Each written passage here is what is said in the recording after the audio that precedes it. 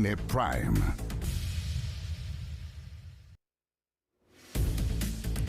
Hola, ¿cómo están? Muy buenas noches, bienvenidas, bienvenidos a CNN Prime. Hoy nos va a acompañar como entrevistado Franco Parisi y con toda esta polémica, además porque ya hay algunos parlamentarios del PDG que se inclinan por la idea de aprobar la idea de legislar este megaproyecto del gobierno de reconstrucción y reactivación, mientras el que entendemos como líder natural del PDG les había aconsejado rechazar este proyecto. Bueno, eso y más lo vamos a conversar, la evaluación del primer mes del gobierno, entre otras materias. Pero comencemos de inmediato con los titulares.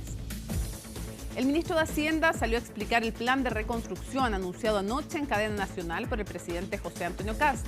Jorge Quiroz descartó las críticas de algunos sectores, asegurando de manera textual que, comillas, todo el proyecto es un gran proyecto que beneficia a la clase media. En tanto, desde la oposición calificaron la iniciativa como una señal para el mundo empresarial.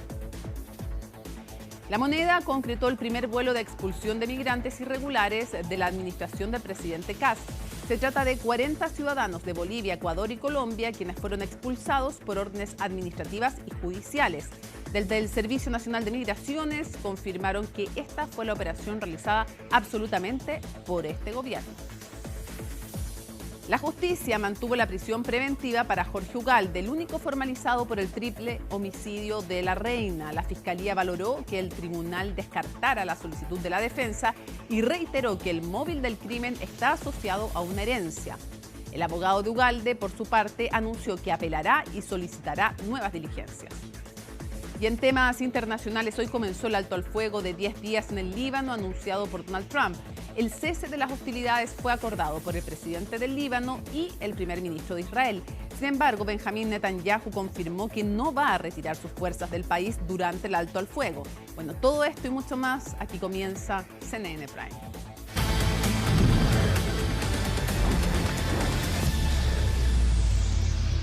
Comenzamos contándoles que Carabineros desarticuló una banda criminal internacional dedicada al tráfico de drogas en las regiones de Atacama y Metropolitana. ¿Qué dijeron las autoridades? ¿De qué se trató esto? Nos lo cuenta Felipe Hernández. Buenas noches, Felipe. Hola, Mónica, ¿qué tal? Muy buenas noches. Claro, una desarticulación completa de una organización criminal compuesta por, en su totalidad, extranjeros, colombianos y un boliviano, quienes estaban realizando las acciones para traer droga desde Bolivia, ingresarla por pasos irregulares a nuestro país y desde la región de Atacama trasladarla por tierra incluso hasta la región metropolitana, donde en particular la comuna de Estación Central. Ya les voy a comentar el desenlace porque todo esto comienza en la comuna de Diego de Almagro. En el marco de una fiscalización, Carabineros de esta comuna, bueno, les llama la atención la presencia de un furgón. Por eso mismo es que lo fiscalizan. Es en ese instante donde solicitan la apertura del vehículo que se encuentran con una carga importante de droga. Asimismo, entonces, es que se detiene a 4 personas, un boliviano y 3 colombianos. Así comienza esta investigación. Esto ocurre hace un par de semanas tan solo. Bueno, esta investigación se extiende. Los funcionarios de Carabineros lo toman, posteriormente se lo entregan esta indagatoria a la unidad del OS7 de Carabineros, que son quienes son los especialistas en este tipo de investigaciones en cuanto a drogas, y comienza entonces todo el proceso de dar con el resto de la organización.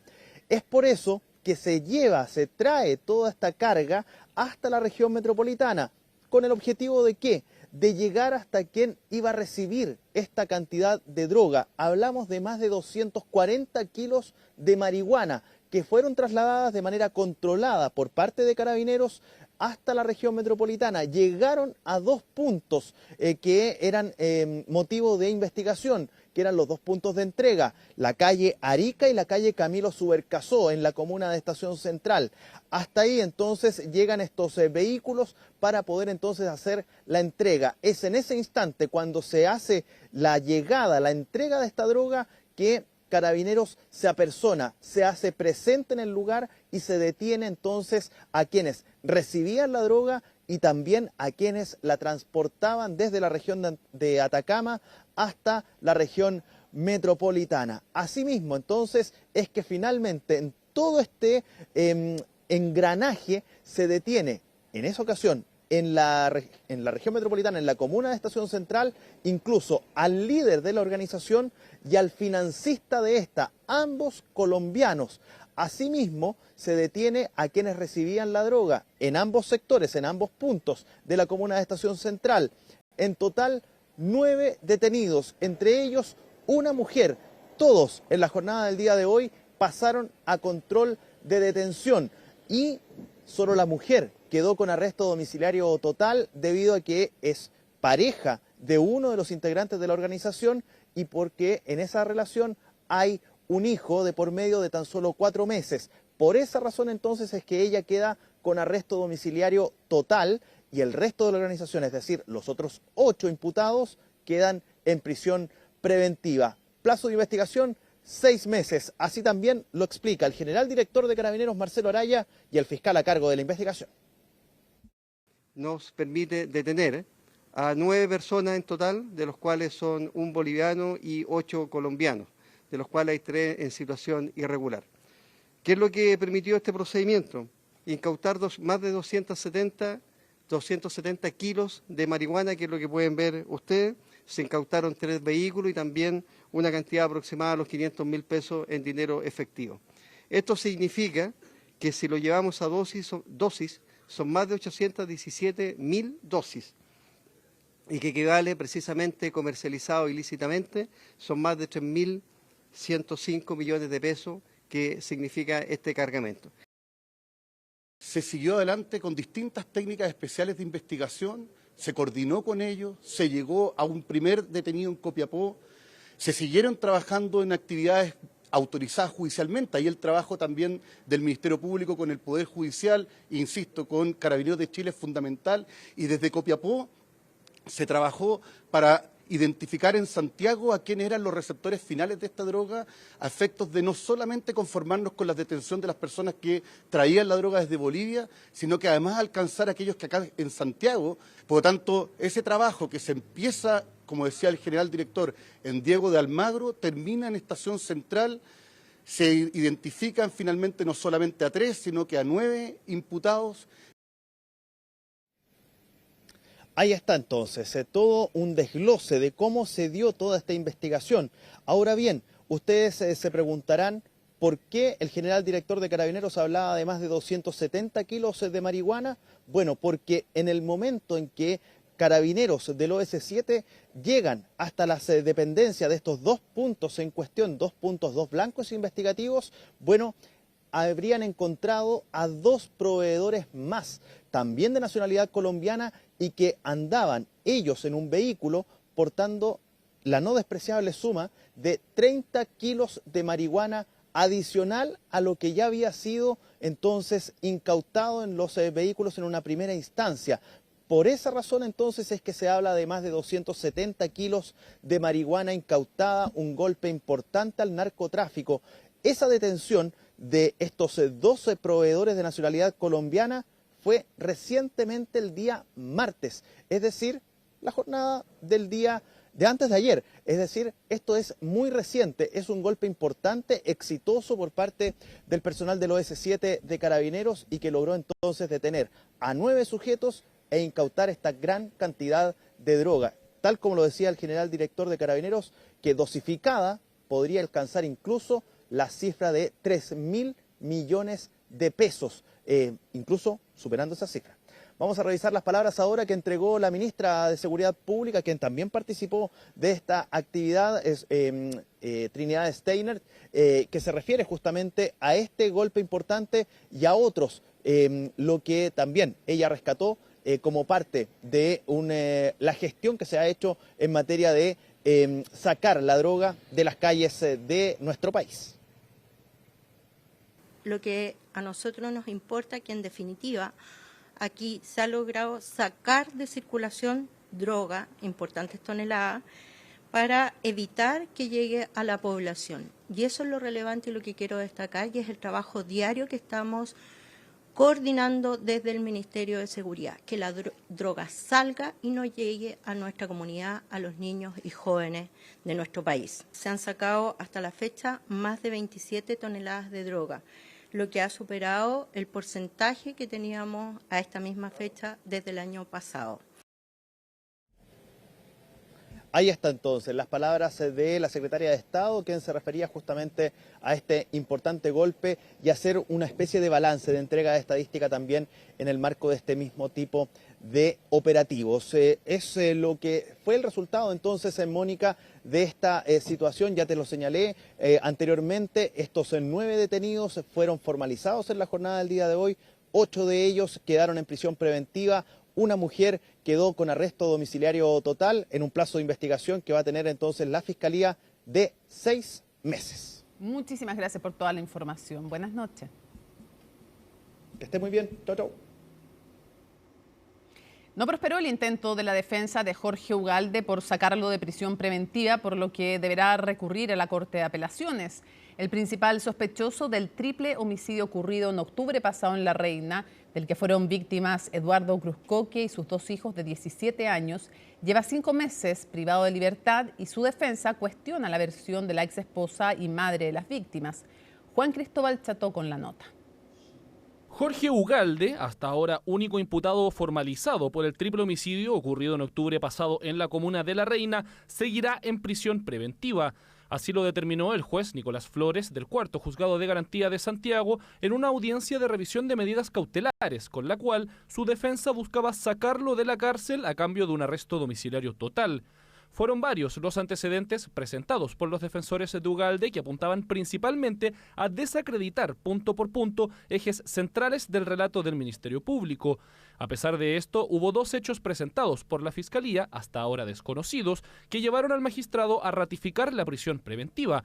Una máscara con sangre de la víctima mayor, Eduardo Cruzcoque, que fue encontrada en la habitación del imputado, y la presencia de sangre tanto de Cruzcoque como de Ugalde en un colet y la manilla de la habitación de las 2 víctimas menores de edad. Me parece que una decisión absolutamente ajustada a derecho. El magistrado descartó todas las alegaciones de la defensa. Dio cuenta de que existen al menos 2 antecedentes muy calificados y que no se ha desvirtuado ninguno del otro antecedente.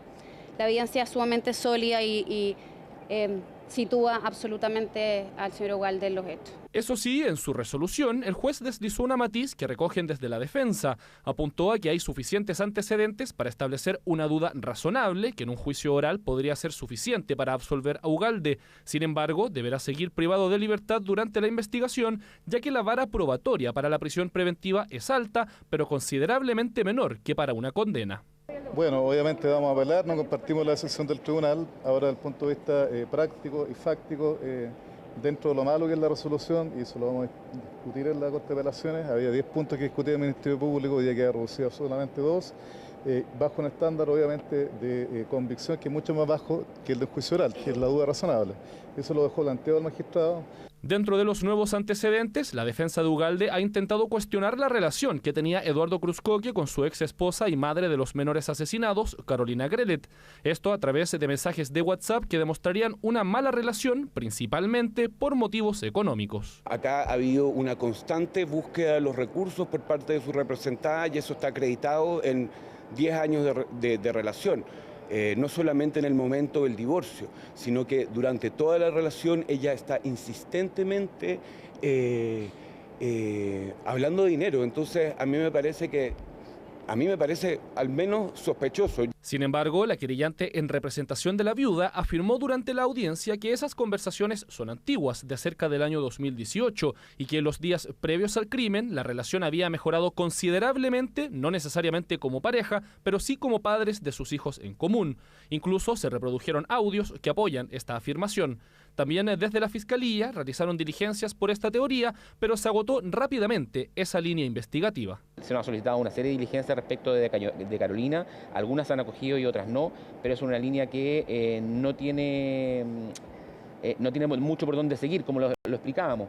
La fiscal Remy, ¿no es cierto?, habló que entrevistamos en calidad de imputado, ¿no es cierto?, a los vecinos, pero no hay ninguna sola prueba, además de que estuvieran en el lugar. Lo mismo, Carolina se encontraba fuera del país. Lo cierto es que por ahora, Jorge Ugalde se mantendrá tras las rejas a la espera de qué resuelve la Corte de Apelaciones respecto al recurso anunciado por su defensa. El ministro de Hacienda explicó el plan de reconstrucción nacional anunciado en cadena nacional por el presidente José Antonio Kast. Son 43 artículos y 5 ejes, detalles que vamos a revisar en el informe de Natalia Muñoz. El camino lo extraviamos hace ya más de 12 años, con un crecimiento promedio de apenas 2%. Este es para el gobierno uno de los motivos por el cual presentó el Plan de Reconstrucción Nacional. En casi una hora de exposición, el titular de Hacienda, Jorge Quirós, explicó los principales puntos económicos y tributarios de esta hiperreforma que contempla 5 ejes principales y 43 artículos. La primera de ellas es la competitividad tributaria, que busca bajar el impuesto de las empresas de forma gradual de 27 a 23%, junto con la reintegración paulatina del sistema tributario con el fin de atraer más inversión. Ahora, no existe cambio paramétrico tributario incentivador de la inversión sin dar certezas. La principal certeza es que nuestro proyecto contempla invariabilidad tributaria para todas las inversiones de 50 millones de dólares o más, sean de chilenos o extranjeros, y la invariabilidad aplica por un plazo de 25 años. Los 5 ejes son: competitividad tributaria, fortalecimiento del empleo formal, facilitación regulatoria, certeza jurídica y contención del gasto público. En el primero está la rebaja del impuesto de primera categoría, que contempla de 1,5 puntos porcentuales en la operación renta del próximo año, 1,5 en 2028 y 1 punto en la del 2029, fórmula que amortiguaría la menor recaudación en las finanzas públicas, algo con lo que no todos están de acuerdo. Vuelve a reintegrar el sistema tributario. Esto, que muchos se preguntarán en qué consiste, esto significa que el impuesto que paga la empresa, el socio lo va a poder usar completo como un descuento de su impuesto personal. Entonces, junto con bajarle la tasa a las grandes empresas, están generándose un descuento completo. Solo se traduce en disminuir en 1.800 millones de dólares el erario público y en consecuencia traspasar 1.800 millones de dólares al 1% más rico del país. Aunque el secretario de Estado evitó referirse al costo fiscal, sí indicó que se agregan medidas para la compensación y limitación del gasto. Dentro de las contenciones de gasto, el proyecto contempla la eliminación de la franquicia tributaria CENSE. Esta franquicia tributaria prácticamente no hay nadie que le haya analizado que tenga una opinión positiva de su efecto. Lamentablemente aquí el país se malgastó una oportunidad.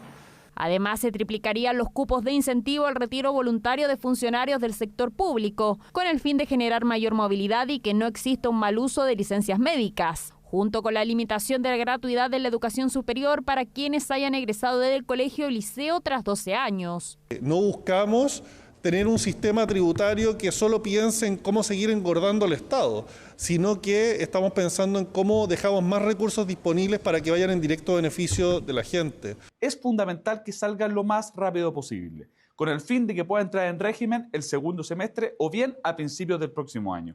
Para esto, nosotros vemos necesario que entre de forma íntegra a la Comisión de Hacienda.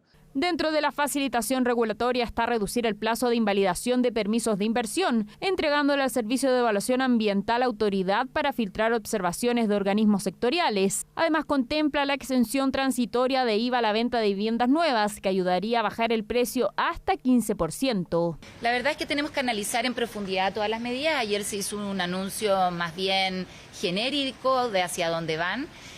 Pero sí nos parece que es positivo que haya mecanismos de reactivación de la economía. Uno de ellos es la construcción. Estimamos que podrían tener un impacto positivo si contienen los elementos necesarios y si se tramita de manera rápida, entregando certezas que no afecten las decisiones de inversión ni de compra. Según Hacienda, serían cerca de 150.000 empresas las beneficiadas con la rebaja tributaria, pero según las pymes todavía faltan medidas específicas. Nosotros no tenemos abogados tributarios dentro de las micro y pequeñas empresas y nuestros talleres, pero ellos sí los tienen y con eso logran dejar, ¿no es cierto?, una menor entrega de recaudación hacia el Estado. Una vez que el proyecto de ley llega al Congreso, se conocerán los detalles en que el ministro de Hacienda entregará el costo real en el informe financiero.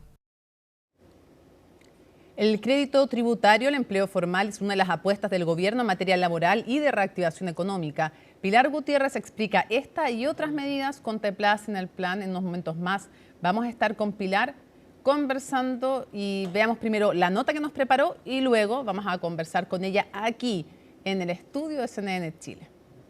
Rebaja de impuestos e incentivos a la construcción y el empleo han sido las medidas más comentadas del proyecto de ley de reconstrucción nacional y desarrollo económico que ingresará el gobierno la próxima semana. Uno de los puntos principales es el crédito tributario al empleo formal. Con un sueldo bruto de 550.000 pesos va a tener un beneficio del 15%, o sea, de 81.000 pesos por mes. Para sueldo, doy un ejemplo también en la misma escala, bruto de 650.000 pesos es un apoyo del 10% por mes. Se trata de un beneficio al que van a poder acceder todas las empresas, pequeñas y grandes, para las remuneraciones entre 545.000 y 838.000 pesos. El crédito será de 15% para los menores sueldos de ese rango y va disminuyendo progresivamente hasta 0% para los que superen ese techo. La medida beneficiaría a más de 4 millones de trabajadores. Esto es una buena noticia siempre que esté relacionado con el crecimiento económico para generar una situación de empleo más estable y permanente en el tiempo. Esto se va a descontar de los pagos provisionales mensuales e IVA de los empleadores directamente y además el crédito puede ser imputado contra el impuesto de primera categoría. En el caso de las pymes, por ejemplo, pueden pasar de la actual tasa de 12,5% a una de 7,8%. ¿Va a haber algún efecto modesto en la generación de empleo asalariado formal? En el contexto actual ya es algo valioso incluso que sea un incentivo a la retención del empleo asalariado formal en el sector privado. Otro punto establece que los mayores de 65 años puedan quedar exentos del pago de contribuciones de su vivienda principal. Según Hacienda, esto beneficiará a 300.000 adultos mayores, con un costo de $200 millones al año. Para compensar aquello, se contemplan aportes adicionales al Fondo Común Municipal en la Ley de Presupuesto. Han hecho un esfuerzo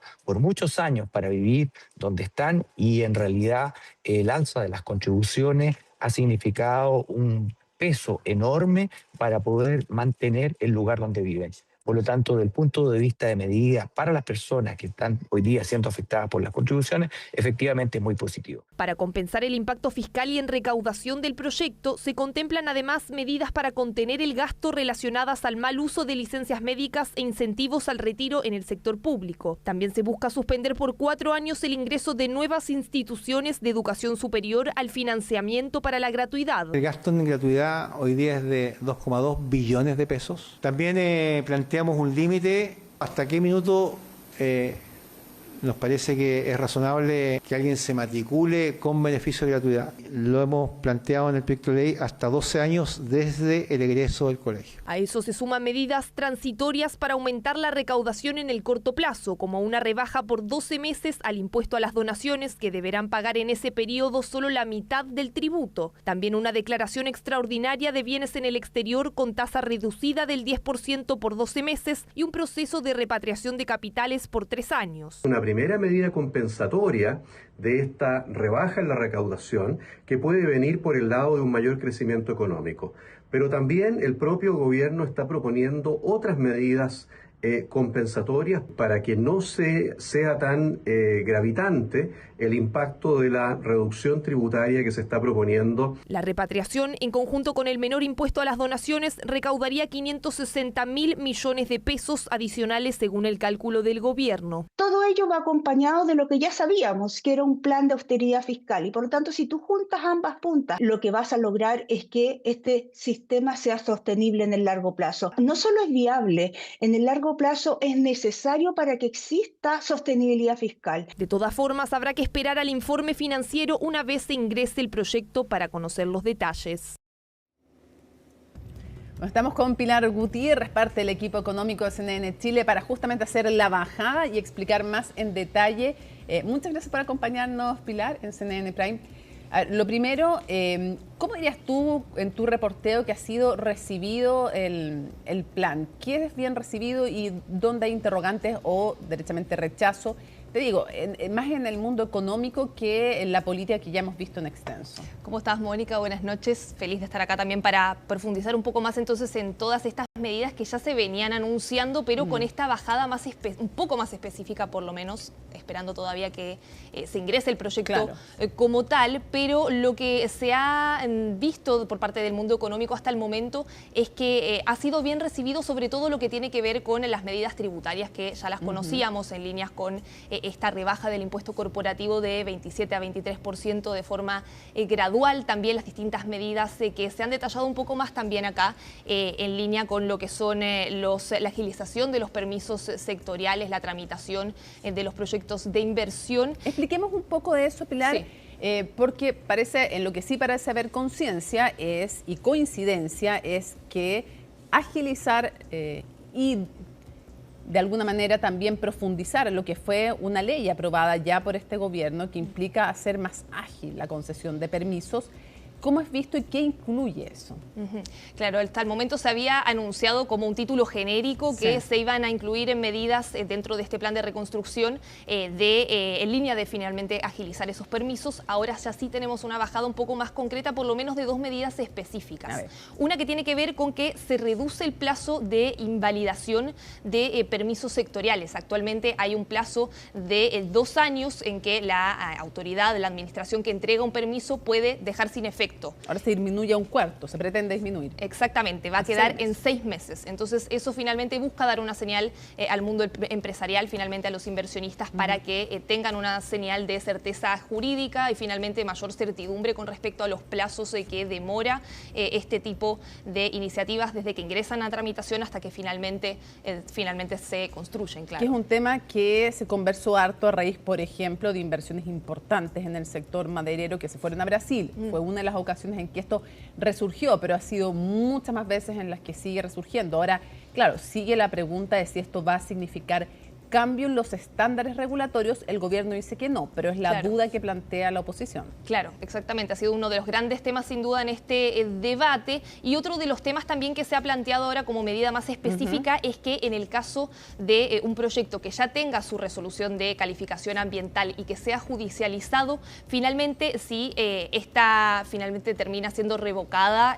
o anulada esa resolución, lo que va a tener que hacer ahora el Estado es devolver finalmente, reembolsar esos gastos en que haya incurrido el titular del proyecto hasta el momento de la tramitación que se haya avanzado. Y finalmente también con esto se busca dar un mayor incentivo finalmente para que los titulares de proyectos tengan mayor seguridad de que esos costos finalmente entonces no van a significar un daño para este tipo de iniciativas y que se reduce el riesgo finalmente para los inversionistas para poder tener mayor seguridad a la hora de tomar estas decisiones de si invertir en Chile o no. Y también en el caso de inversiones locales, no solamente estamos hablando también de inversionistas extranjeros. Eso también va a generar una discusión por el costo que implica al Estado, porque más todos dicen si algo ingresa a tramitación puede irle bien o puede irle mal. Hay veces que es un proceso en que las primeras resoluciones son positivas y después son negativas. Va a ser un tema discutido, pero en todo caso el gobierno puntualizaba que es cuando ya tienen una resolución positiva que se revoca. No es que si a la primera es negativa tienen que correr con los gastos del Estado. ¿Qué pasa con, habíamos hablado, no sé si quieres ir primero con el crédito tributario de empleo o con contribuciones? ¿Con qué vamos primero? Mira, con tema de crédito tributario del empleo, la verdad es que es una medida que ya se había dado a conocer un poco por parte del gobierno. El ministro del Trabajo, Tomás Rau, lo había anunciado hace un par de semanas, pero quedaban dudas sobre a quiénes iba a aplicar, qué empleadores, qué empresas van a poder aplicar. Se supone que es una inyección de 1.400 millones de dólares. Así es, ese es el monto que ha estimado Hacienda y lo que detallan acá es que cualquier empresa, ya sea mediana o grande, va a poder acceder a este crédito tributario y va a ser aplicable a sueldos finalmente en determinado rango que van desde los 545.000 pesos, 7,8 unidades tributarias mensuales, pero eso es en pesos chilenos, hasta 838.000 pesos. Ese es el rango. Y el crédito sería al 15% de la remuneración de este rango más bajo, ¿no? De estos 545.000 pesos. Y ese crédito va disminuyendo gradualmente a medida que se acerca al rango superior de este tema. Ahora, desde el oficialismo dicen esta es una medida que hay que destacar que beneficia a las pymes, no es todo para las grandes empresas, entonces esto es importante. Y desde eso es del oficialismo, desde la oposición sostienen esto, atención, puede significar un énfasis mayor o un incentivo para contratar con sueldos bajos y no subir los sueldos, sino que mantenerlos en el rango que permite el subsidio. Ahí están las dos posiciones para que la gente se haga su idea. Claro, eso es parte de la discusión que se ha dado. Lo que dicen los expertos y los economistas con los que hemos conversado es que ven que ya de por sí esta es una medida que puede reforzar la retención de empleo con riesgo de caer en informalidad, finalmente sueldos más bajos. Exactamente. Entonces que tal vez puede que no genere un impacto tan grande en términos de generar nuevos puestos de trabajo, pero sí hay un efecto bien importante en retener ese empleo formal, que es empleo que sabemos de mayor calidad, con seguridad social, etcétera. Entonces, por lo mismo, ya de por sí ven en este anuncio una medida bastante positiva en esa línea.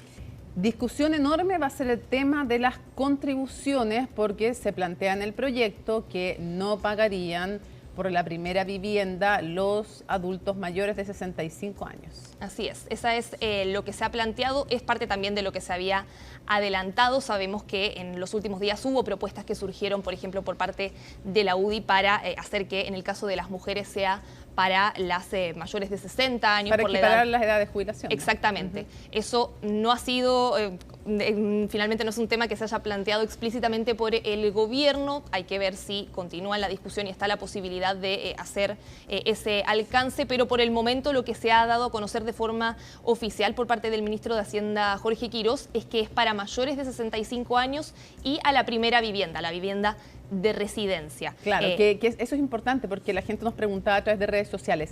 ¿Primera vivienda quiere decir la primera vivienda que alguien compró? No, es la vivienda principal de residencia. Exactamente. Ahí finalmente el contribuyente, la persona va a tener que declarar, si es que tiene más de una propiedad, cuál de esas es su vivienda principal de residencia y sobre esa entonces se aplica la exención. Yo me quedé con una duda que va a haber que preguntársela. Pues son estas cosas que empiezan a surgir con las horas. No la tenía antes, me surgió después.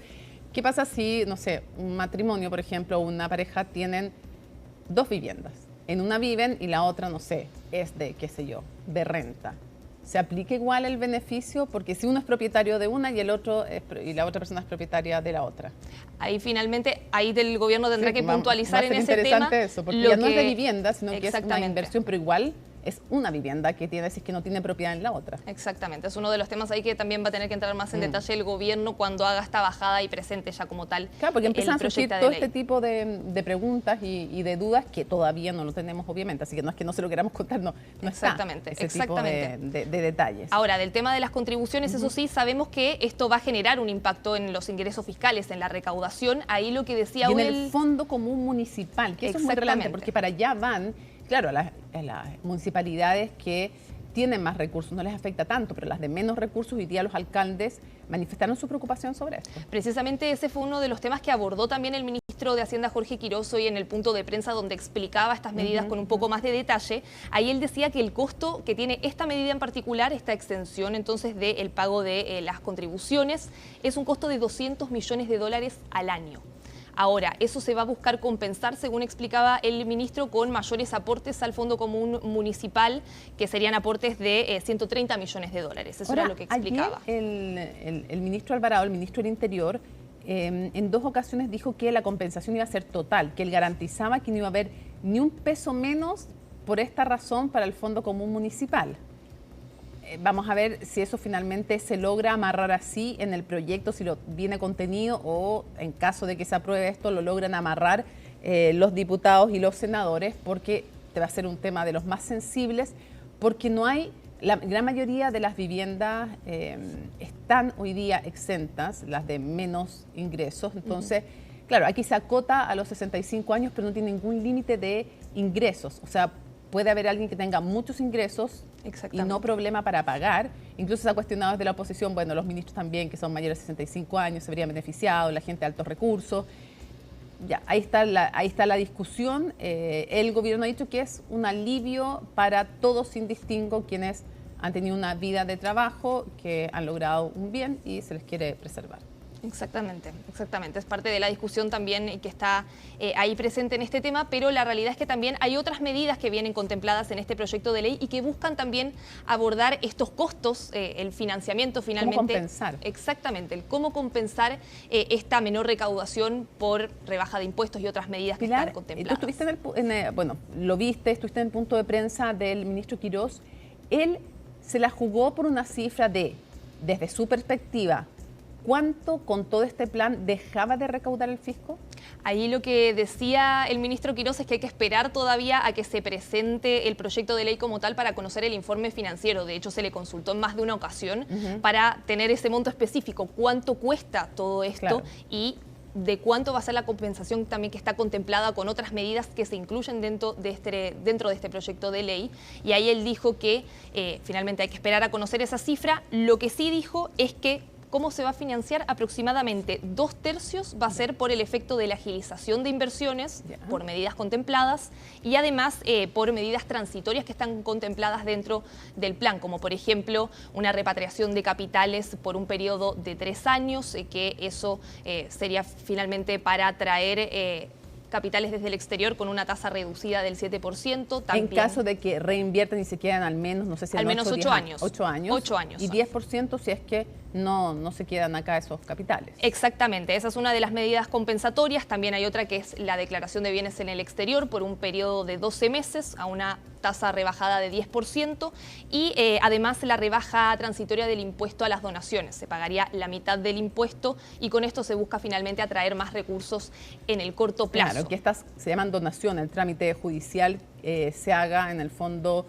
antes de lo que espera la gente en el fondo y la donación se haga rápido. Ahora, de igual manera hay una crítica desde economistas que también son de derecha o de centro derecha, por ejemplo, el exministro de Hacienda, Ignacio Briones, siempre habla de las compensaciones y otros también, aparte de él, han dicho, ojo con, una cosa es apostar al crecimiento, el crecimiento se demora un tiempo en generar este retorno en mayor cantidad de impuestos, pero también ojo con medidas como, no sé, lo del impuesto a la herencia o la repatriación de capitales, porque es apostar rebajas ciertas y permanentes a ingresos que son por una vez y son inciertos, no sabes cuánto, puede ser una estimación, pero no es que sea permanente. Exactamente, de hecho son todas medidas que no son obligatorias, de hecho, y eso también hace todavía más difícil el tener una estimación precisa de cuánto. Por una vez, no es permanente.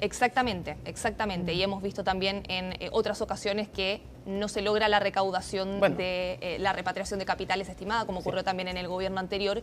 Entonces hay un factor de incertidumbre bastante alto sobre cuánto finalmente se va a lograr recaudar de eso, y de hecho los economistas con los que pudimos conversar esta jornada no se la juegan del todo todavía por decir si es que esto está financiado o no. Quieren conocer el informe financiero como tal antes de dar una mirada más específica del tema. También, aparte de crecimiento y aparte de estas medidas que no son permanentes, sino que son transitorias, el ministro dice la reducción del gasto. Esa va a ser otra de las formas de financiar este proyecto.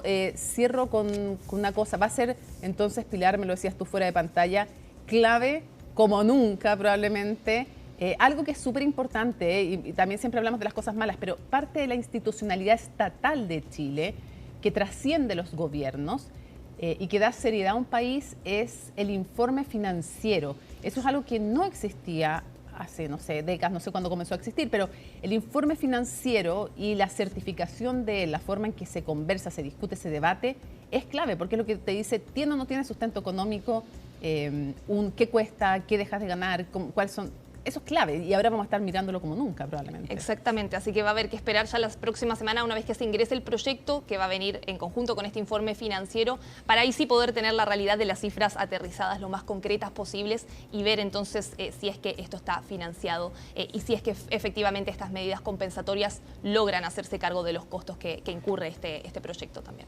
Pilar, muchísimas gracias por habernos acompañado en CNN Prime, un tema que vamos a seguir y te vamos a pedir ayuda de nuevo para ir recabando cada vez más información y haciendo el seguimiento una vez que tengamos en las manos el proyecto. Exactamente. Muchas gracias, Mónica. Te invito a que nos vayamos juntas a la pausa en CNN Prime y al regreso vamos a estar con el ex candidato presidencial, el líder del PDG, Franco Parisi.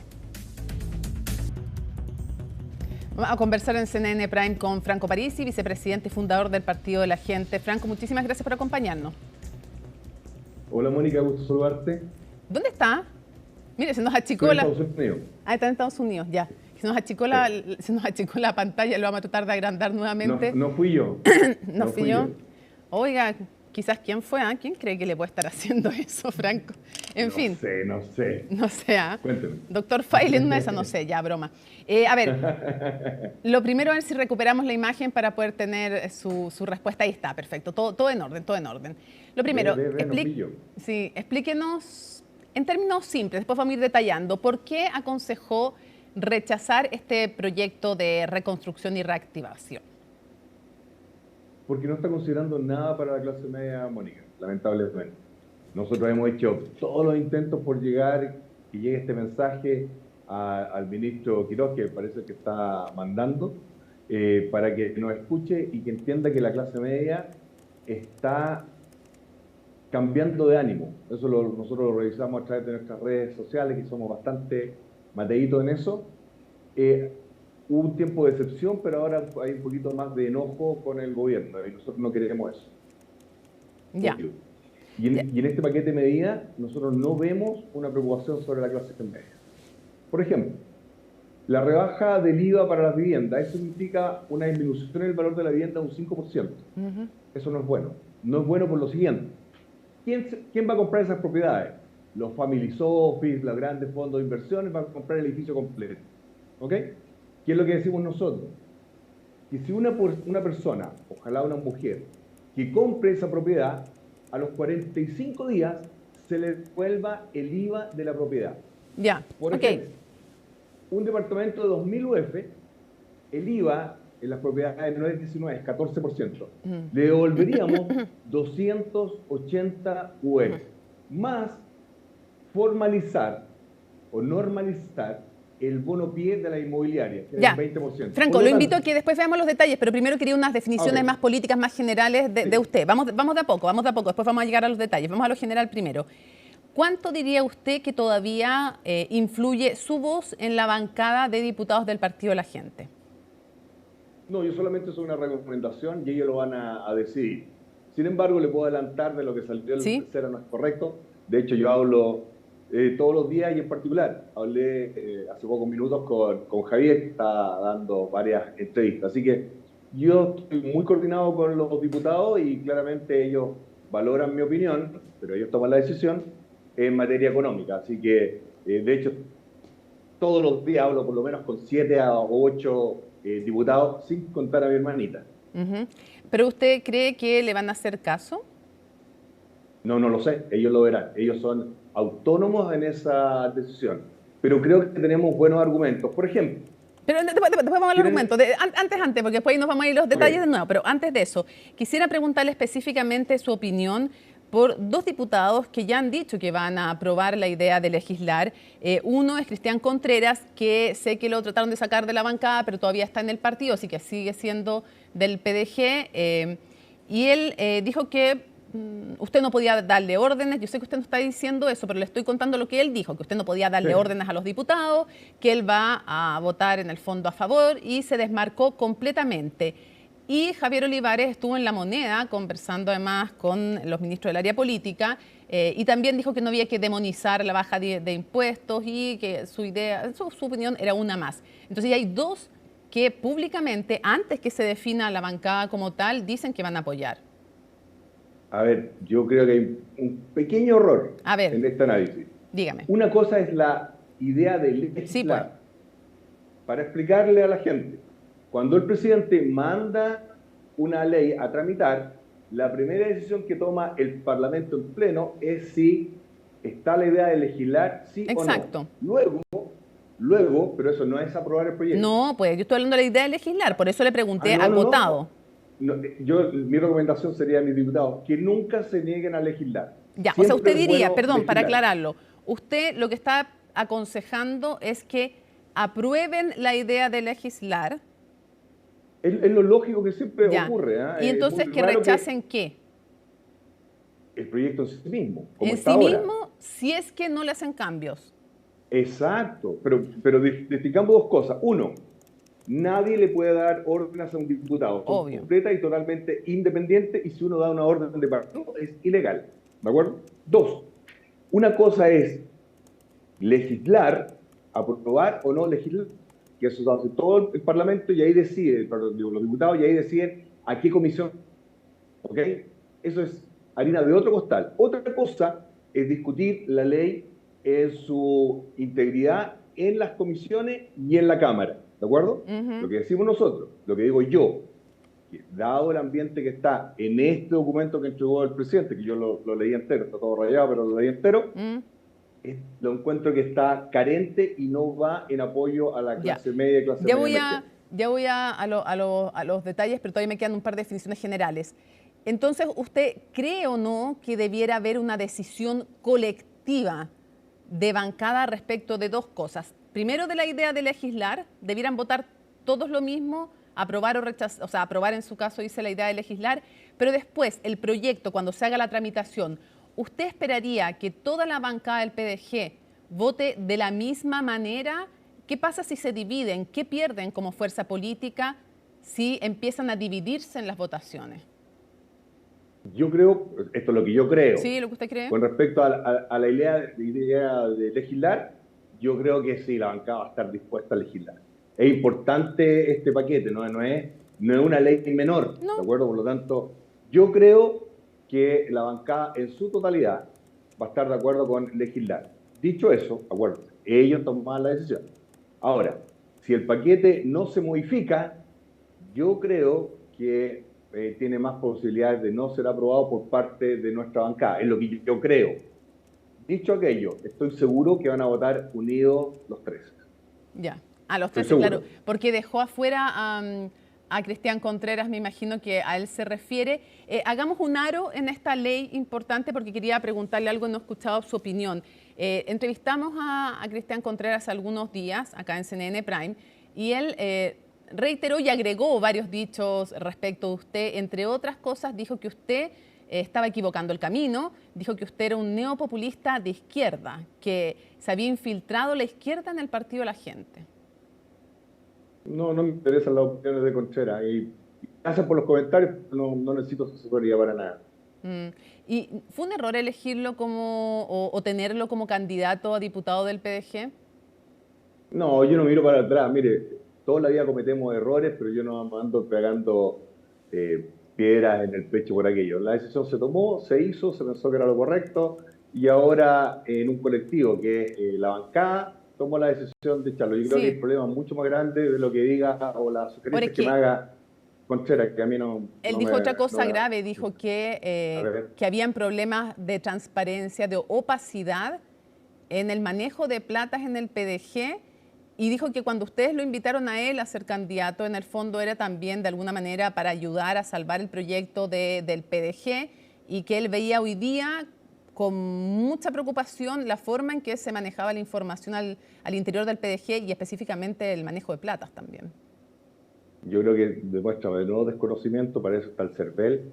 Cualquier comisión o encomienda que él tenga, que se lo remita al CERVEL, eso corresponde. Él es una autoridad elegida democráticamente. Si él tiene dudas sobre una institucionalidad, tiene que hacerlo, no a través de los medios de comunicación, sino a través de las instituciones que así lo regulan. En este caso, el CERVEL. Ahora, ¿usted cree que el gobierno, volviendo al tema que nos convocaba al comienzo, ¿usted cree que el gobierno va a lograr de alguna manera meter una cuña, lo digo no en el mal sentido, sino que lograr dividir al partido de la gente? ¿Por qué? Porque le faltan pocos votos para lograr aprobar iniciativas en la Cámara de Diputados. Ustedes no tienen senadores, pero en la Cámara de Diputados, con algunos votos del PDG, ya lograrían aprobar lo que ellos quisieran. ¿Creen que existe ese riesgo de que logre dividir a la bancada? No lo veo. No lo veo. Yo creo que está muy unida la bancada. En las comunicaciones que tengo todos los días, a distintas horas, en preguntas que yo hago, ellos preguntas me hacen a mí. No, yo creo que estamos bien afiatados y se aprendió de lo que pasó con el diputado que usted recién mencionaba. Pero quiero agregarle algo, Mónica. Creo que sería un tremendo error para el gobierno pasar con lo mínimo. Perdón, no escuché bien, ¿me lo puede repetir? Pasar con lo mínimo el término de la aprobación, ¿de acuerdo? Sí. Un paquete tan importante, quizás lo gana en el Parlamento, pero lo puede perder entre la gente y en la calle, y eso no es bueno. Un paquete de reforma tributaria tan potente tiene que tener, mi recomendación, lo puede tomar o no quien quiera en el gobierno, pero no podéis pasar con un 79 votos. Yo creo que traten de hacer todo lo posible para que sea más de 90, ojalá 100 votos. ¿Por qué? Porque suena mal. No puede ser que el día miércoles de la noche el presidente Kast esté diciendo, mire, vamos a bajarle los impuestos a las empresas grandes, pero mañana le cobramos más gasolina y más petróleo. La gente se está enojando. Por lo tanto, no es bueno que una gran mayoría, sencillo, puede ganar el Parlamento, pero puede... Tuvimos un pequeño problema ahí con la comunicación, lo estamos perfeccionando, estamos hablando con Franco Parisi, vicepresidente, fundador y ex candidato presidencial del Partido de la Gente. Ahora sí ya lo logramos. Opinión de Pamela Giles. Ella ha dicho que el proyecto de reconstrucción responde a intereses empresariales, alude a la Confederación de la Producción y del Comercio, lo tildó además de somero. ¿Usted cree que este proyecto, como dice Pamela Giles, responde a intereses empresariales? La comunicación de Pamela Giles es muy directa con la gente, muy clara, y ella la entiende de esa forma. Lo que yo estoy viendo es que lamentablemente está dejando fuera a la clase media emergente, está dejando fuera a las pymes. Y esa, por lo tanto, ¿a quién está dejando adentro? ¿No? A las grandes empresas. Yo creo que hay que tener cuidado con lo que está haciendo el gobierno y que por favor se allane a escuchar lo que le quiere entregar, en este particular, el PDG y otros partidos también, para que sea un proyecto más consensuado y que llegue a más sectores y que no quede lo que está quedando ahora. Ya, pero entonces coincide con Pamela Giles. En esencia sí. Quizás la forma no lo puedo decir yo, pero porque la Pamela Giles, la Queen, es la única y ella lo expresa de esa forma, pero claramente es un proyecto que hay que colocarle un poquito más de corazón y un poquito más de clase media, porque si no, esto no va a flotar en el mediano o largo plazo. ¿En qué sentido no va a flotar en el mediano y largo plazo? Porque después alguien lo puede cambiar. Esa posibilidad de mantenerlo inmóvil por 25 años es complicada. También no me gusta es que vamos a tener que entrar a detallar ahí. Sí, perdón. Antes de que entre a detallar, entonces usted dice le falta corazón, le falta clase media, entonces ¿cree que finalmente responde a intereses empresariales? Hasta ahora, lamentablemente, y la postura que se ha hecho, se ha mostrado de esa forma. Que no se considere a las pymes, a mí me preocupa. Ya, vamos a los detalles. Primera opinión general. ¿Cuáles son los puntos que más le preocupan de este proyecto? Varios. Primero, ¿cómo se va a financiar? Recién escuché cómo estaba hablando con la periodista Pilar y claramente hay una nebulosa, hay distintos cálculos. Por lo menos ya sabemos que está sobre los 2 millones y 2.500 millones de dólares. ¿Okay? Solamente considerando 2, 3 ítems. Podría llegar hasta 4. 2. No se considera para nada la clase media. No hay ni una, pero ni una ayuda a la clase media. Lo que yo estoy viendo, que en el caso de la compra de propiedades, por ejemplo, es para grandes grupos económicos y family office, no es para las personas. Error. 3. Considerar el apoyo generalizado del subsidio a la contratación, yo lo habría hecho focalizado especialmente en las mujeres o bien en edades de solo 50 años que está costando que encuentren trabajo. Son 1.400 millones de dólares, Jimena. Y por lo tanto, no es menor esa plata. ¿De acuerdo? Y yo lo había hecho focalizado. Ya, y el hecho justamente, sí, el hecho justamente que dice el gobierno que hay muchas medidas que son importantes para la clase media porque redundan en más trabajo. También decía el ministro Quirós, cuando se plantea este subsidio a la contratación de la mano de obra, esto también beneficia a la clase media y a las pymes. Entonces, desde la perspectiva de ellos, es más, la frase de Jorge Quirós, sin miedo a, bueno, tengo un poco de miedo de no ser exacta, pero dijo, todo en este proyecto es un proyecto para beneficiar a la clase media. Bueno, yo no lo veo así. Yo no lo veo así. A la clase media no se le está bajando los impuestos, por el contrario, le subieron el impuesto específico de los combustibles a un 24%, y por lo tanto yo no lo veo de esa forma. Lo lamento, me encantaría verlo, pero créanme que yo sé bastante de economía y no hay por ningún lado. También no lo ve financiado tampoco, porque el gobierno dice rebajas tributarias, pero se compensa con crecimiento desde economistas que son más bien de derecha. Le han dicho que esa recaudación extra de crecimiento se demora años en producirse. Derechamente, ¿usted cómo está? ¿Cree que no está financiado este proyecto? No lo veo por ahora. Por eso nosotros le decíamos el FUT y el FUT pasado, que se pueda reinvertir, porque ese te lleva a una reinversión inmediata y en Chile. El problema es que cuando tú bajas el impuesto corporativo en el mediano o largo plazo, nadie te garantiza que esa utilidad se va a reinvertir en Chile, ¿de acuerdo? Por lo tanto, hay que ser bien cuidadoso con estas políticas tributarias para aumentar la inversión. La pregunta es, ¿inversión dónde? Es que ellos dicen que va a hacer que vengan proyectos porque vamos a ser más competitivos tributariamente, eso decía el ministro Quirós. No lo veo yo de esa forma. Yo veo que la rebaja impositiva, es difícil que un gran proyecto de inversión, veas, aprobaron 20.000 millones durante este primer mes del presidente Kast con el esquema tributario antiguo. No, las grandes empresas no se mueven tanto por 3 puntos más, 3 puntos menos, se mueven por otras condiciones. Ahora hay que aprovechar la bonanza del precio del cobre, que lo acabo de ver, está en 6.13. Ojalá yo estaría hablando con Antofagasta Mineral, con HP Billiton, para que aumenten su producción a través de el uso de este FUT que yo le mencioné. Eso generaría una gran cantidad de inversión inmediata, ahora, sumado a las desaladoras de agua. La restricción a la gratuidad. Grave error, y además hay una descoordinación. Quizá usted me pueda ayudar. En la mañana escuché al ministro Álvarez diciendo que no se iba a tocar a los mayores de 30 años, Alvarado, y en la tarde escucho a Quirós diciendo que cambió la frase, dice que egresados más de 12 años. Sí. Cualquiera sabe sumar, y yo creo que es un tremendo error, es una desconexión con la realidad. Yo tuve la suerte de terminar la escuela militar y entrar inmediatamente a la universidad, y lo más probable es que usted también, me acuerdo, me han dicho que usted es bastante buena alumna en la Católica, y por lo tanto esa no es la realidad de todo el mundo. Hay montones de personas o que fueron mamás, fueron papás, tuvieron que cuidar a sus padres, a sus abuelos, tuvieron que ser jefe o jefa de familia y no pudieron estudiar, y por lo tanto si una persona tiene más de 30 años y puede volver a estudiar con la gratuidad en el PDG, nosotros lo aplaudimos. Un par de cosas para cerrar. Quisiera preguntar si el gobierno ha hablado con usted. No. Nadie. No, me llegó un mensaje de un asesor de Quirós y le dije que no, gracias. ¿Y por qué? Porque creo que no es el mecanismo, no corresponde ese tipo de comunicaciones. Yo habría preferido, y estaba en el Parlamento, no le costaba nada subir y preguntarme. Creo que no corresponde, y que se haga a través de los mecanismos formales, como hoy día tuvo una reunión Juan Marcelo Valenzuela, el jefe de la bancada, sí, con el ministro del Interior.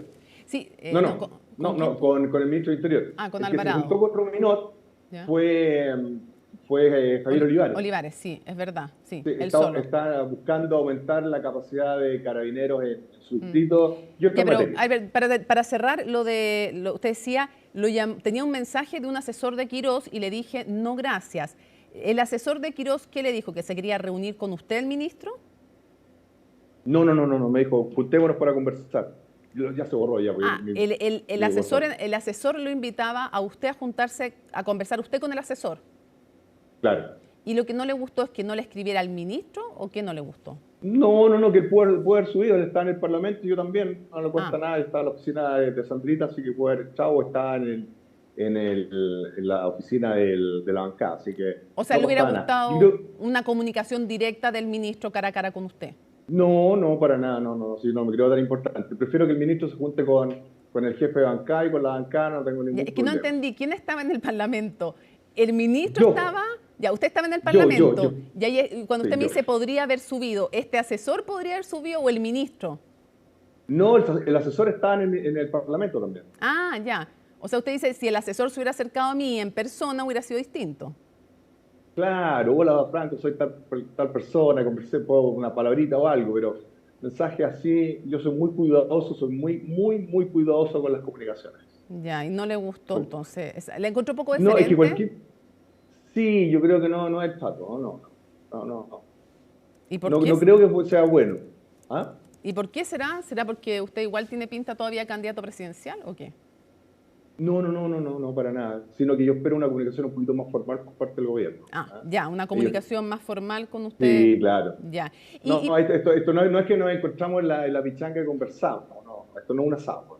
Esto es muy importante. Esto es un proyecto demasiado importante para Chile y se necesitan los votos del PSG y la idea del PSG para mejorar este proyecto. La clase media la está pasando mal. La clase media ya terminó la ilusión del gobierno de Kast. Y por lo tanto, mi mensaje, por favor, preocúpese de la clase media. Y para ir cerrando, un mes de este gobierno, ¿cuál es su evaluación? Completamente al debe. Completa y totalmente al debe. ¿En qué? Ha sido en todo. Yo creo que le ha faltado profesionalismo, le ha faltado corazón, le ha faltado calle. Todavía no tenemos los Ceremi. El baile de los Ceremi ha sido, pero llama la atención. Llama la atención. Ha sido una desprolijidad.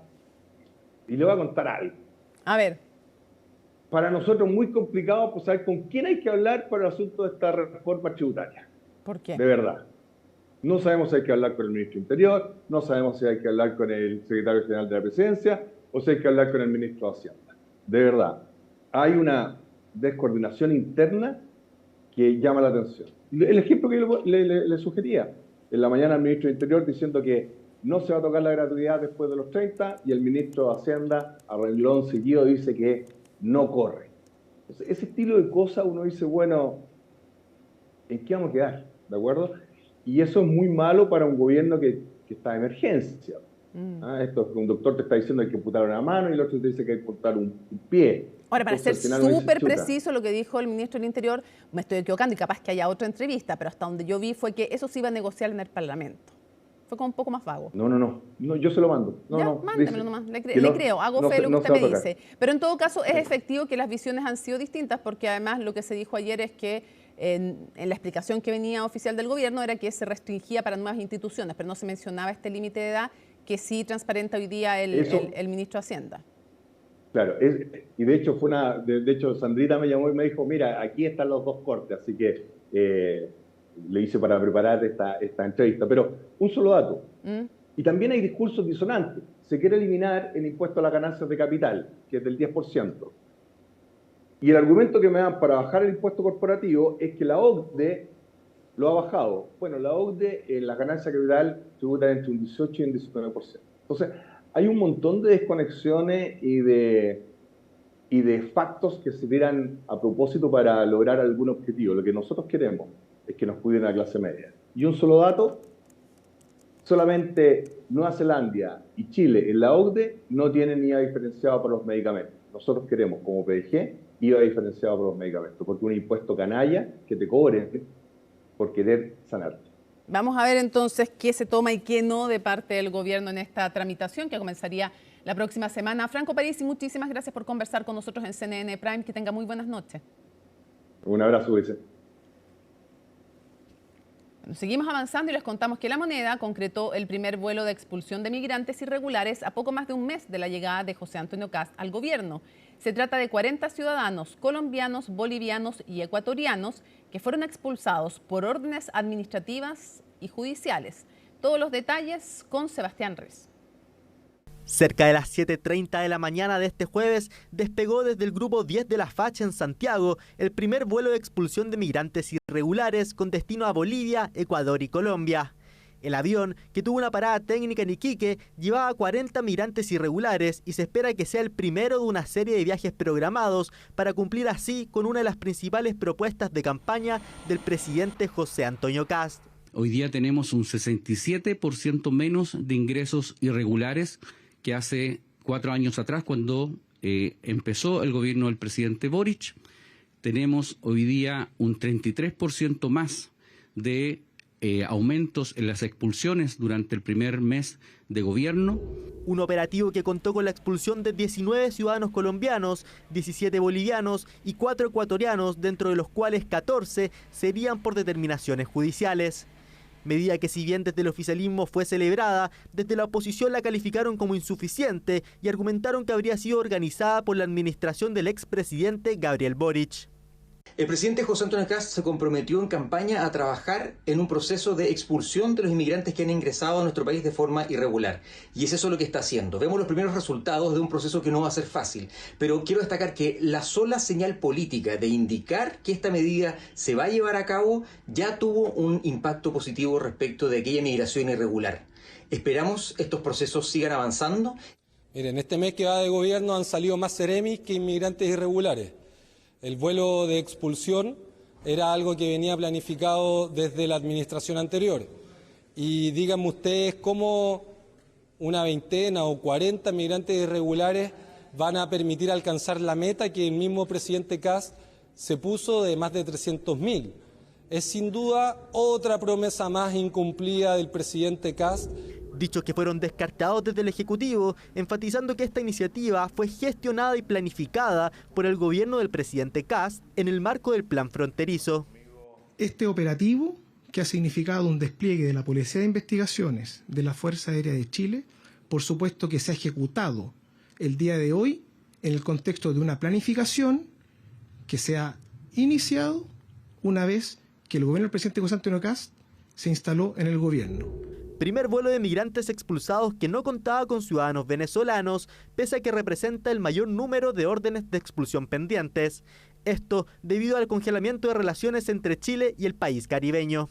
Por supuesto, para el gobierno es prioritario poder tener las conversaciones necesarias, y en eso está el ministerio respectivo, para poder abrir un camino que nos permita expulsar por la vía aérea de manera más expedita a ciudadanos de Venezuela. El factor económico es otro de los puntos que genera dudas. Si bien los precios varían, en promedio expulsar a un migrante irregular vía aérea costaría al Estado aproximadamente 3 millones por pasajero. Efectivamente, la expulsión es una sanción que es cara económicamente y que a su vez es muy difícil de implementar, y por lo mismo uno espera el uso inteligente y asertivo de los recursos para hacerlo, y que haya un debido procedimiento en las decisiones de quienes serán expulsados, para así hacer lo que hacen muchos países, que es priorizar aquellos casos de personas que son una amenaza a la seguridad interior o exterior de un Estado. Primer vuelo de expulsión de migrantes irregulares que se concreta a poco más de un mes de la llegada del presidente Kast a La Moneda.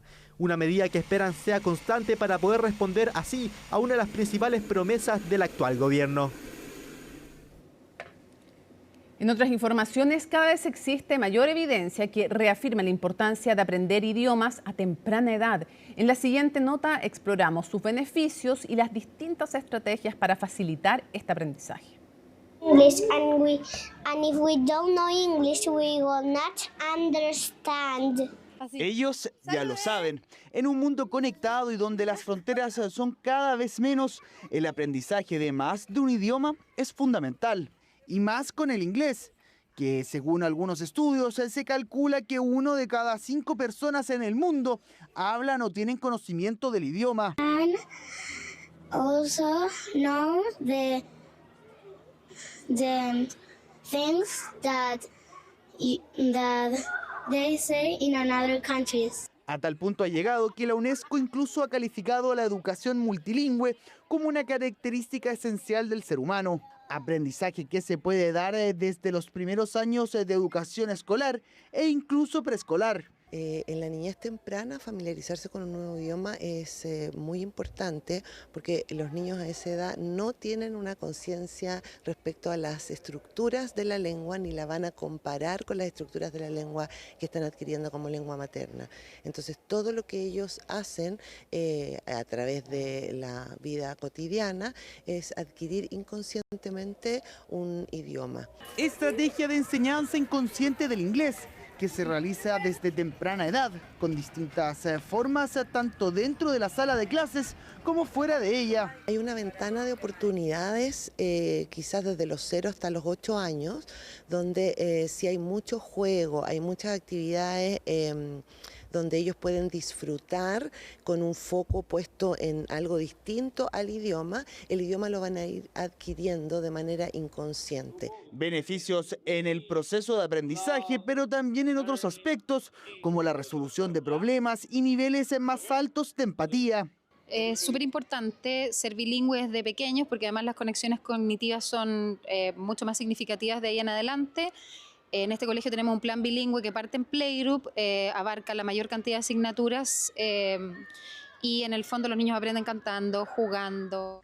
Proyecto del Colegio Trehuelas que lleva más de 85 años de trayectoria, primero en toda Lava, Providencia y ahora también en Chicureo. Y por eso es tan importante para nosotros dos grandes pilares, el inglés desde temprana edad y también la integralidad a través del deporte con una serie de posibilidades donde nuestros estudiantes pueden desarrollarse. Nos dedicamos mucho al tema deportivo porque si bien uno de nuestros pilares fundamentales es el inglés, también lo vamos complementando con el desarrollar habilidades a partir de otras temáticas también del conocimiento que permite esta integralidad que el colegio declara en su proyecto educativo. Aprendizaje de idiomas diferentes al nativo, que sumados a otros aspectos como el deporte, parece marcar la diferencia en el proceso educativo. Muy buenas noches, partimos la revisión de las noticias internacionales en Conexión Global. Y la noticia del día sin duda fue este alto al fuego en el Líbano que ya comenzó a partir de las 5 de la tarde de nosotros y fue celebrado este hecho con fuegos artificiales y disparos al aire. Sin embargo, pocas horas desde que comenzara este cese de las hostilidades acordado por el primer ministro de Israel y el presidente del Líbano, ya el ejército del Líbano dice que se han registrado múltiples violaciones a este alto al fuego por parte de Israel y de hecho pidieron a la población que ha sido desplazada por este conflicto que todavía no regrese a sus aldeas. Hasta ahora el ejército de Israel por su parte no ha comentado respecto de estas denuncias por parte del Líbano. Pero ¿cómo se logró este acuerdo y qué rol tuvo en esto Donald Trump? Laura Soto nos explica. Reducido a escombros quedó el último puente que unía al sur del Líbano con el resto del país, el objetivo final de los tantos ataques que Israel lanzó contra el resto de cruces que permitían atravesar el río Litani. Esto bajo el argumento de que aquellos puentes eran utilizados por los militantes de Hezbollah. Este puente estaba abierto, todo el mundo solía cruzarlo con normalidad. Ahora ha sido impactado, así que nadie puede pasar. Este puente debe reabrirse cuanto antes, porque por él transitan ambulancias. Todos los días trabajamos como conductores de autobús. Salimos a ganarnos la vida para nuestros hijos y nuestras familias. Hoy ellos bombardearon el puente, cortaron las carreteras, todo. Ya nadie puede ir ni venir. Durante esta jornada, el fuego cruzado entre Tel Aviv y Hezbollah se intensificó. El ejército israelí dijo haber atacado más de 380 objetivos en el sur del Líbano, mientras que la milicia chií continuó bombardeando el norte de Israel. Mientras ocurría todo eso, el presidente Donald Trump dio un esperado anuncio a través de sus redes sociales. Acabo de mantener excelentes conversaciones con el muy respetado presidente Joseph Aoun del Líbano y el primer ministro Bibi Netanyahu de Israel. Estos dos líderes han acordado que, para lograr la paz entre sus países, iniciarán formalmente un alto el fuego de 10 días a las 5 p.m. hora del este. La tregua se gestó a raíz de las negociaciones que los embajadores de Israel y Líbano en Estados Unidos mantuvieron en Washington, D.C. el martes pasado. Minutos después de su primera publicación, Trump anunció que invitaría a los líderes de ambos países a la Casa Blanca. Probablemente se reúnan en la Casa Blanca en los próximos 4 o 5 días. Sería la primera vez que se reúnen en 44 años, lo cual es bastante poco amistoso, considerando que son vecinos.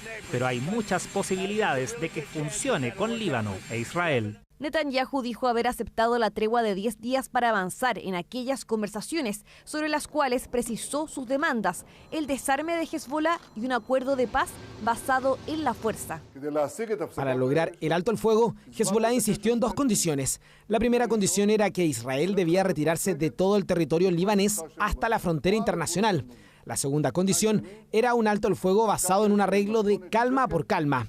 No acepté ninguna de las dos y de hecho ninguna de estas condiciones se está cumpliendo. Con ello, el primer ministro israelí da a entender que no quiere volver al status quo previo a la guerra y con ello permitir que Hezbollah vuelva a rearmarse. Es más, dejó en claro que sus tropas permanecerían en su llamada zona de seguridad en el sur del Líbano. El alto al fuego fue celebrado con fuegos artificiales en Beirut. Sin embargo, el acuerdo no deja de ser complejo. Hezbollah no fue partícipe de las conversaciones. Si bien la milicia respaldada por Irán reconoció la tregua en un comunicado, no aclaró si lo aceptaría o no. También recomendó a los más de 1 millón de libaneses desplazados que por ahora se abstengan de regresar a sus hogares. Creo que el pueblo libanés ha sufrido enormemente. La población del norte de Israel también merece vivir en paz.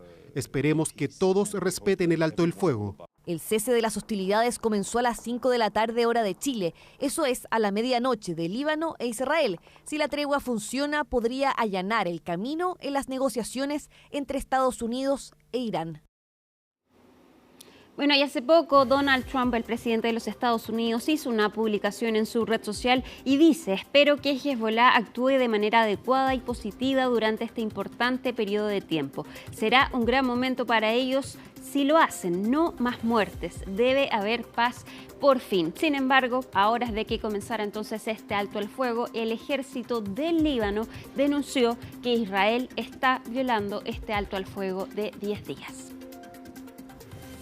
Vamos a seguir ahora en Perú porque sigue el conteo de votos y con el 93% de las actas contabilizadas, el segundo y el tercer candidato que lideran entonces la votación están separados por solo 7.000 votos. Todavía no hay claridad quién pasa a segunda vuelta junto a Keiko Fujimori. Jimena de la Quintana nos tiene toda la actualización.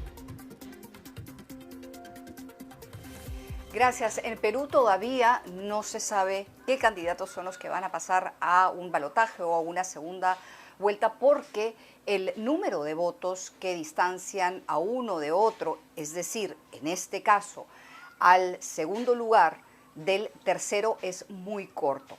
Las estadísticas a más de un 90% de la Oficina Nacional de Procesos Electorales, es decir, la cantidad de actas procesadas que contienen los votos, ya ha sobrepasado el 90%, pero los números están muy ajustados. En primer lugar, con amplia ventaja, está Keiko Fujimori, pero en el segundo lugar están Roberto Sánchez y Rafael López Aliaga. La diferencia de votos entre ambos es tan pequeña hasta este día jueves de aproximadamente entre 6.000 y 7.000 votos.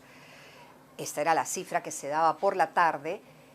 Es tan pequeña esta distancia entre ambos que probablemente con lo que se falta procesar no se sepa quién de los dos pasa una segunda vuelta. ¿Por qué? Por lo siguiente. Decía que más del 90% de las actas se han procesado ya. Pero hay una cifra que es un poco mayor a 1% de actas que aún faltan procesar, es decir, que van a entrar a este sistema de cómputo para sumarse a este más de 90%. Sin embargo, hay otro grupo que alcanza casi el 6%, más del 5%, que son lo que se llaman actas observadas, que tienen fallas materiales y algunas otras objeciones que se presentan y que por lo tanto hacen que las mismas no puedan entrar al sistema de cómputo y vayan a lo que se conoce como los juzgados especiales o los juzgados electorales especiales, que tienen que resolver esta acta y finalmente determinar cómo es que la misma, o si es que la misma es computada, es decir, entra al sistema o no. Hasta que estas actas no terminen de corregirse, hasta que estas actas observadas no terminen de ser vistas por las autoridades, es poco probable que tengamos definido el nombre de la persona que pasaría a una segunda vuelta eventualmente con Keiko Fujimori. Así que ahora, la otra pregunta es cuánto van a devolverse o demorarse estas actas en procesar. Pueden ser días o semanas. Ya pasó algo similar en la segunda vuelta del 2021. Así que por el momento y al parecer los peruanos van a tener que esperar varios días o semanas hasta saber quién es el candidato que eventualmente pasaría una segunda vuelta con Keiko Fujimori. Desde Lima, Jimena de la Quintana. Vamos a tener que esperar entonces semanas, días o quizás semanas entonces para saber quién pasa a segunda vuelta en Perú. Vamos a cambiar de tema y nos vamos ahora a África, donde el Papa León XIV sigue realizando su gira y hoy en Camerún advirtió que estamos viviendo en un mundo devastado por tiranos. Y esto ocurre en medio de las críticas insistentes que ha lanzado el presidente Donald Trump en contra del Papa León XIV, pues asegura que el sumo pontífice quiere que Irán tenga armas nucleares al no apoyar entonces la guerra que mantiene Estados Unidos en Irán, algo que el Papa León XIV nunca ha dicho. Escuchemos lo que dijo hoy entonces el sumo pontífice respecto del mundo en el que estamos viviendo. El mundo está siendo devastado por un puñado de tiranos y sin embargo se mantiene unido por una multitud de hermanos y hermanas solidarios. Los señores de la guerra fingen no saber que basta un instante para destruir y que sin embargo a menudo toda una vida no es suficiente para reconstruir.